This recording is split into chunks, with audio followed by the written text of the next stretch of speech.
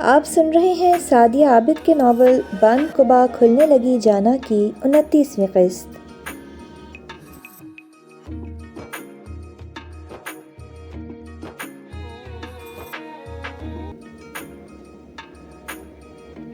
میں حنین سے شادی کرنا چاہتا ہوں۔ چند باتوں کے بعد اس نے اصل مدعا سامنے رکھا تھا۔ واٹ؟ وہ حیرت سے چلایا تھا۔ تیری حیرت سمجھ نہیں پا رہا کہ میری فیلنگز تیرے سامنے ہیں۔ وہ بے تکلفی سے بیڈ پر دراز تھا کہ وہ قرآن کو اپنے روم میں لے آیا تھا، مگر اسے اچھا نہیں لگا تھا کہ اب وہ کمرہ صرف اس کا نہیں، اس کی بیوی کا بھی تھا۔ ڈریسنگ پر سجی کاسمیٹک کی اشیاء اور سائڈ ٹیبل کے ساتھ ساتھ دیواروں پر آویزاں ان کی شادی کی تصویریں۔ اسے وہاں ٹھہرنا آکورڈ فیل ہو رہا تھا، اس لیے اس کے مزاج کو سمجھتے ہوئے اس کے ساتھ باہر جانے کے بجائے وہ اسے گیسٹ روم میں لے آیا تھا۔ تیری فیلنگ محسوس کر رہا تھا، اندازہ تھا کہ تو بہت جلد یہ فیصلہ لے گا، مگر میں نے تو اسے نوید انکل کے فیصلے سے آگاہ کیا تھا، اس لیے ایک دم اچانک یہ بات مجھے حیرت میں ڈال گئی ہے۔ وہ بھی صاف گوئی سے بولا تھا۔ کل شام تو نے کہا تھا کہ میری بے خودی میرا کچھ بگاڑے نہ بگاڑے اس کے لیے مسائل کھڑے کر سکتی ہے، اور جس طرح وہ مجھے دیکھ کر خوف کا شکار ہوئی، خود کو تکلیف پہنچا گئی، رات بھر سوچ کر میں اسی نتیجے پر پہنچا ہوں کہ اپنا پروپوزل اسے بھیج دوں۔ اس نے بات مکمل کر کے ٹی وی آن کیا تھا اور ایک چینل لگا کر پیپسی کا ٹن کھولنے لگا تھا۔ زندگی بھر کے معاملات لمحوں میں نہیں ہوتے۔ اس کے ہاتھ سے پیپسی کا ٹن لے لیا تھا جو اپنے لیے دوسرا ٹن کھول رہا تھا۔ دل کے معاملے لمحوں میں ہی ہوتے ہیں، اور جب میرا دل فیصلہ کر چکا ہے کہ حنین عالم کو میرا بننا ہے تو لمحوں اور سالوں سے کیا فرق پڑتا ہے۔ گھونٹ بھر کر اس کو دیکھا تھا جو کافی سنجیدہ نظر آ رہا تھا۔ مجھے اس سے محبت ہو گئی ہے، چٹانوں سے بڑھ کر مضبوط محبت، جو خود بکھر کر اپنی کرنیں چار سو پھیلاتی ہے۔ لمحے لمحے میں وہ میرے دل میں مضبوط سے مضبوط بنیادوں پر اپنی خاص جگہ بناتی چلی جا رہی ہے۔ جب وہ سامنے ہوتی ہے اسے قریب کرنے کی خواہش دل میں مچلتی ہے، سامنے نہیں ہوتی تو اس کا احساس چار سو میرے ارد گرد پھیل جاتا ہے۔ اس کی ہر جھلک مجھے محبت سے عشق کا سفر کروا دیتی ہے۔ میں اسے پا لینا چاہتا ہوں، لمحے دو لمحے کے لیے نہیں، اپنی آخری سانس تک کے لیے، اور اسی لیے چاہتا ہوں کہ تو نوید عالم سے میری شادی کی بات کر۔ وہ جذبوں سے چور لہجے میں کہتا اسے اپنے ایک نئے ہی روپ سے آشنائی دے گیا تھا۔ تو نے انکل آنٹی سے بات کر لی کہ ان کی مرضی کے بغیر اتنا بڑا قدم نہیں اٹھایا جا سکتا؟ وہ اس کے لہجے، انداز، چہرے اور آنکھوں کے جذبے اور ان کی سچائی کو محسوس کر کے کسی نتیجے پر پہنچ گیا تھا۔ موم ڈیڈ کو اعتراض ہے، بٹ میں ان کو منا لوں گا، وہ پر یقین لہجے میں بولا تھا۔ آپ سن رہے ہیں سعدیہ عابد کی قلم سے لکھا ناول بند قبا کھلنے لگی جانا۔ چینل کو ابھی تک سبسکرائب نہیں کیا تو ابھی سبسکرائب کریں اور بیل نوٹیفیکیشن کو آن کر لیں تاکہ ہر نئی آنے والی قسط کا نوٹیفیکیشن آپ کو بروقت مل سکے۔ شکریہ۔ تو انکل آنٹی کو راضی کر لے، جب تو مجھے مثبت جواب دے گا اس کے اگلے ہی دن میں خود نوید انکل سے بات کروں گا۔ وہ بھی جیسے تیار ہی بیٹھا تھا۔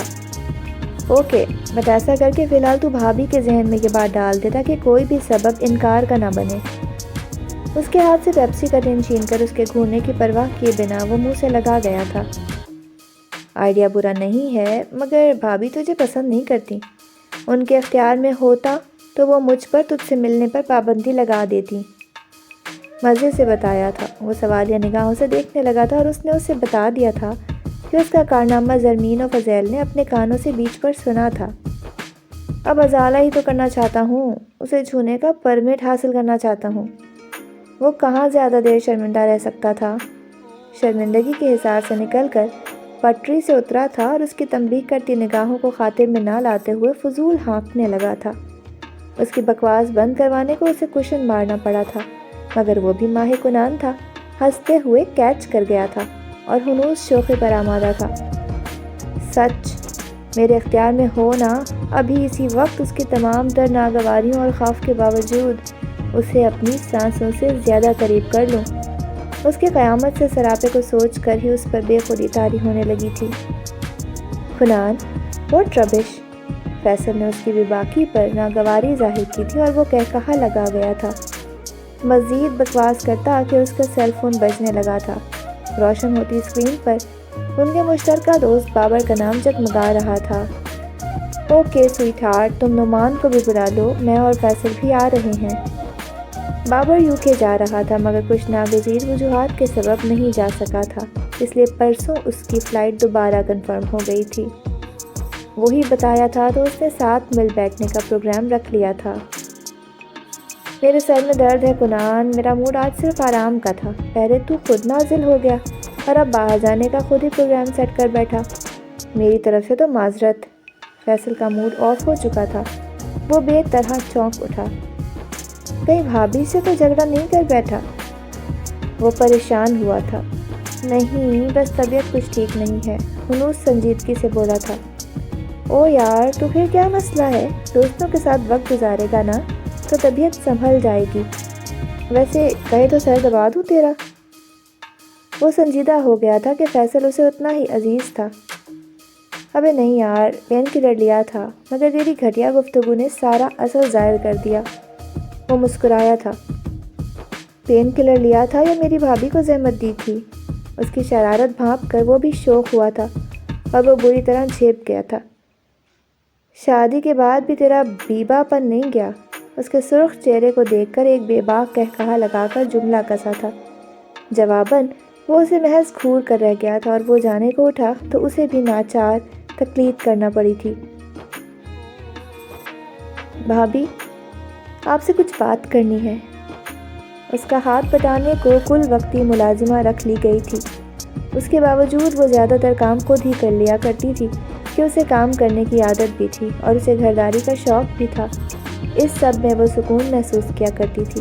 اس نے رات کے کھانے کے بعد سب کو چائے دی تھی اور ملازمہ سے کچن صاف کروا کر وہ اپنے اور فضیل کے لیے ٹرے میں دودھ رکھے کچن سے نکلی ہی تھی کہ فیصل کی آواز پر چونک کر اسے دیکھنے لگی تھی۔ جی کہیے، وہ سادگی سے بولی تھی۔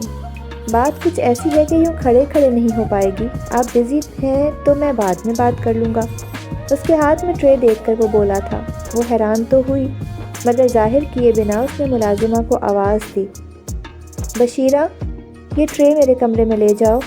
ٹرے ملازمہ کو دیتی وہ ڈائننگ ٹیبل کے آگے سے چیئر گھسیٹ کر اس پر بیٹھ گئی تھی اور وہ بھی آ بیٹھا تھا۔ بھابھی، آپ کنان کو تو جانتی ہیں نا؟ اس نے تمہید باندھنا چاہی تھی اور اس کے چہرے پر در آنے والی ناگواری دیکھ کر اس نے سوچا تھا کہ بات نہ کرے، مگر جس طرح وہ اتاولا ہو رہا تھا اس کے بعد وہ ناچار اس کی ناگواری کے باوجود کہہ گیا، کنان حنین سے شادی کرنا چاہتا ہے۔ اس کے چہرے پر حیرت اور اس کے بعد ناپسندیدگی کا تاثر بکھر گیا تھا۔ آپ اپنے دوست سے صاف کہہ دیں کہ وہ ایسا خیال ہی اپنے ذہن سے نکال دیں۔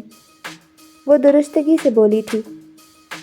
بھابھی، اس میں حرج ہی کیا ہے؟ کنان ایک اچھا انسان ہے، اچھی فیملی سے تعلق رکھتا ہے۔ وہ اس کی آنکھوں میں اپنے عزیز دوست کے لیے ناپسندیدگی اور ناگواری دیکھتے ہوئے بھی دھیمے سے بولا تھا۔ وہ کتنے اچھے ہیں یہ آپ کو مجھے بتانے کی ضرورت نہیں ہے، اور جہاں تک فیملی کی بات ہے، ابو ایک سیاستدان گھرانے میں کبھی حنین کی شادی نہیں کریں گے۔ اس نے نفرت سے انکارہ بھرا تھا اور صاف انکار کرنے کے ساتھ باپ کے کیے جانے والے متوقع فیصلے سے بھی آگاہ کر دیا تھا۔ پروپوزل دینے میں تو کوئی حرج نہیں ہے۔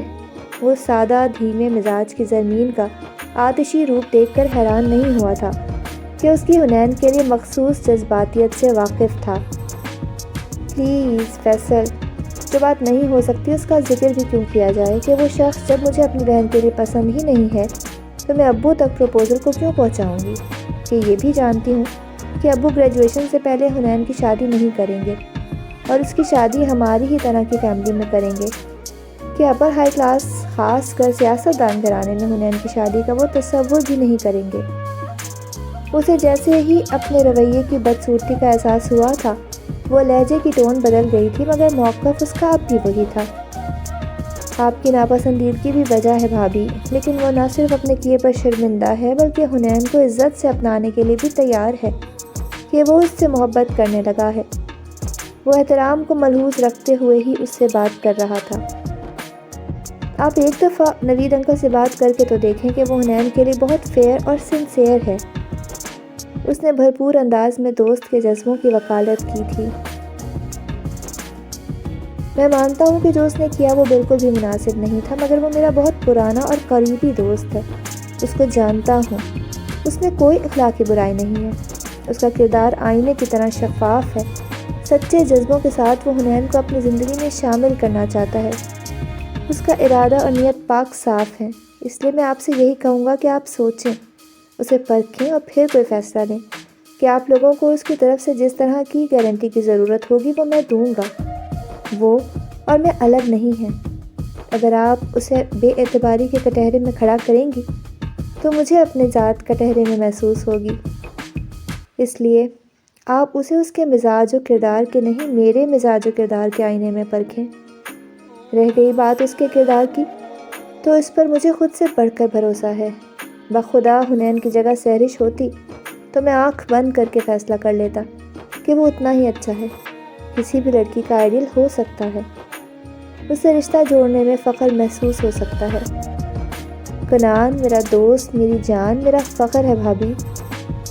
آگے آپ لوگوں کا فیصلہ۔ وہ زمین کے لیے سوچوں کے در واق کرتا چلا گیا تھا۔